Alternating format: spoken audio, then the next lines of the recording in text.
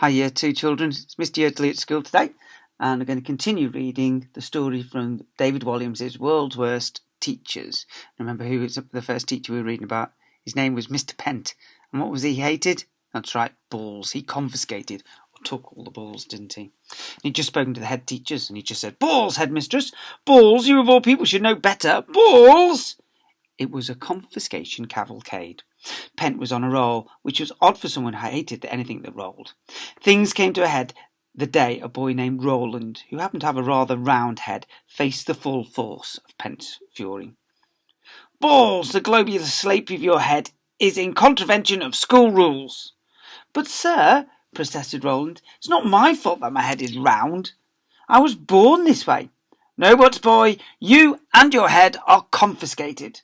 And with that, Pent picked the boy up, tucked him under his arm, and marched off down the school corridor before stuffing him in a cupboard. Poor lad. "Squish, squash, squish! Bolt, lock, knock, knock, knock! Let me out!" cried the boy. "Please, I have exams." "Not until your head changes to a square shape. Balls!" Needless to say, this was the tipping point of the pupils at St Orb's. With their friend Roland still stuck in the cupboard, they were now furious with Mr Pent. It was impossible to live under his tyranny a day longer. The most rebellious of all the pupils was a girl named, as luck would have it, Rebel. Rebel, who lived up to her name with her individual take of the school uniform. Skinny tie, hair in scrunchies, pop group badges, short blazer, graffiti on a school bag, puffy skirts, chunky shoes, and colourful socks. She decided to hold a secret meeting of all the kids at the school. No teachers allowed. During a lesson, Rebel whispered in her best friend's ear, "Everyone meet me after school in the park. Pass it on." This was passed from one child to another. Soon the message became mangled. "Park meet is in the school after everyone. Meet after the park, everyone in school. School, everyone in the meet, park after." However, as soon as the bell rang for the end of school, ding! A rushing river of children ran to the park. Rebel climbed to the top of the climbing frame to address her fellow pupils. The girl was a natural rabble-rouser, and spoke with an urgent energy that inspired all who heard her. "Now, have you had enough of Mr Pent's confiscating our balls?" she shouted. "Yes!" cheered the children. "Do you want to rescue Roland from the ball cupboard?" "Yes!" "Do we all need to get our own back on Mr Pent?" "Yes!" "Are you with me?" "Yes!" Rebel expounded her plan. It was quite brilliant, but would only work if every single kid in St Orbs played their part, and they would need to play it to perfection. That afternoon, all the kids left the park excited about what tomorrow would bring. The bell rang after lunch the next day. Ring! As the kids streamed out of the school building into the playground, Mr Pent was on the prowl as always. "Balls, balls, balls," he muttered to himself, his dark eyes darting around to spot one. On Rebel's signal, it was time for the pupils to begin phase 1 of their plan. A group of kids began playing football. Another group started playing cricket. Still more played hockey, tennis, bowls, ping pong, or even snooker. Any game you can think of that involves a ball, they played it. As noisily and boisterously as they could.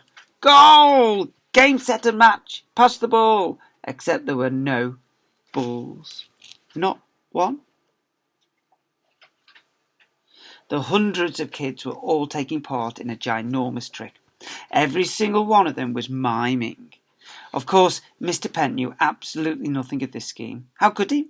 The teacher could see all the kids running after a ball, kicking a ball, bowling a ball, hitting a ball, potting a ball. The thing was, he couldn't see a single ball. Mr Pent exploded like an angry volcano. His face went fiery red. Steam came out of his ears. His eyes boiled in his head. "Balls, balls, balls! Balls, balls!" he kept shouting over and over again before he managed to bellow. "What is the meaning of this?" "What's the meaning of what, sir?" asked Rebel, innocently, as she sidled up to him. "The entire school is playing with—" He could barely bring himself to say the B word. "Balls!" I know, Mr Pent, sir. It's absolutely terrible that everyone would disregard your rules. I know. Can they not read the signs? There, and there. The teacher began manically pointing at the hundreds of signs he'd put up all over the playground. Balls are forbidden.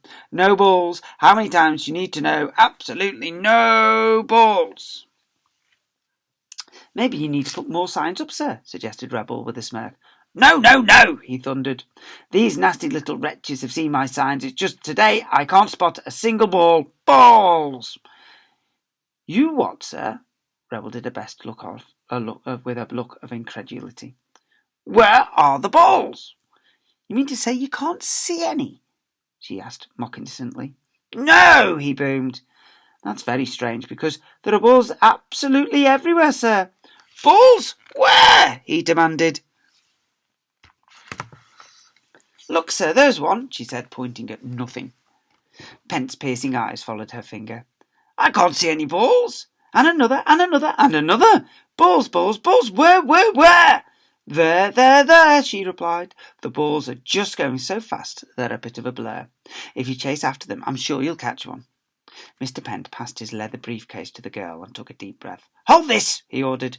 With pleasure, sir. The teacher then began charging around the playground, bellowing, Balls! 2-0, called out one kid. Out, shouted another. Strike, yelled a third. Mr Pent was like a dog chasing its own tail. He went left, he went right, he went forwards, he went backwards, he spun round and round in circles. He even leaped in the air to intercept an imaginary ball. Huh! Then slid out to the ground to stop another from rolling. Oof! He leapt onto a ping-pong table to stop a third. Da! The table couldn't take his weight. It broke, crunch, and tumbled to the ground, taking Mr Pent with it. Thud! Now he was rolling around on the ground. Balls! He began muttering to himself over and over as if he'd gone bananas. Balls! A bell rang for the end of lunchtime. Ring!